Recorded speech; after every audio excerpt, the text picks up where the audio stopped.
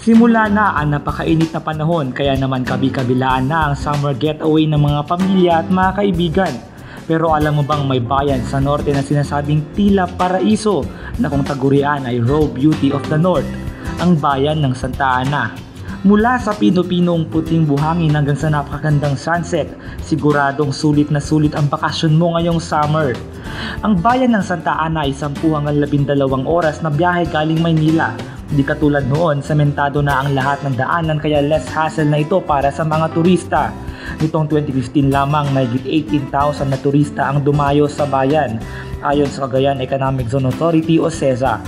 Dahil raw o hilaw pa raw ang tanawin, pinili at dito nag-shooting ng 2 edisyon ng international reality show na Survivor USA.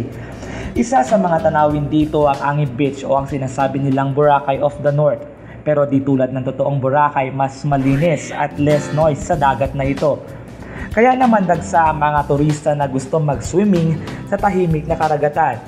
Pwede rin mag-kayaking, banana boat riding at jet skiing. Pwede rin namang mag-beach volleyball ang buong barkada.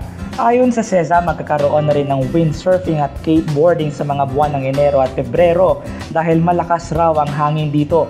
Pinapayagan na rin ngayon ang pag-overnight sa tabing dagat at sa halagang 300 hanggang 1,000 pesos ay makakarenta ka na ng tent depende sa laki nito. Kasalukuyan din umano ang development ng isang tourism activity na kung tawagin ay takuli, isang makalumang uri ng bangka na ginagamit pa umano noong panahon ng Kastila. Ayon sa kapitan ng Barangay Kasagan, inaasahang magiging patok rin ang takuli riding sa mga dayuhan. The best daw kasi umano ang takuli riding sa Takip Siling.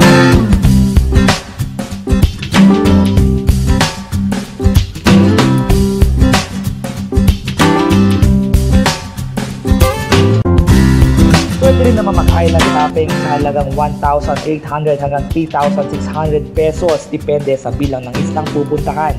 Pinakasikat dito ang Palawi Island.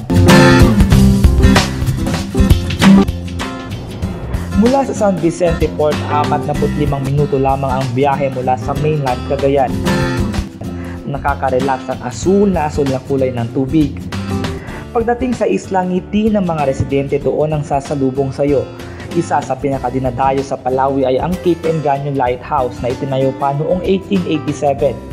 Aakyat ka ng higit 400 meters para marating ang lighthouse. Nakakapagod pero sulit naman ang tanawin sa taas dito. Masisilayan dito ang Siwangag Cove, ang Malabatanes na view at ang Dos Hermanos Islands or Twin Sisters Islands. Ang Palawi Island ay napasama sa top 10 best beach in the world ayon sa CNN. Kung pagod ka na sa pati-swimming at island hopping sa hapon naman, maaaring masilayan ng napakagandang sunset. Tulad na lamang nitong view na ito mula sa Moonlight Paradise Resort sa Barangay Zinungan sa bayan ng Santa Ana. Isa lamang ang Santa Ana sa biniyayaan ng ganda ng kalikasan sa ating bansa. Ang hangad ng ilang residente, sana'y maprotektahan pa rin ang natatanging ganda nito para sa susunod pang mga henerasyon.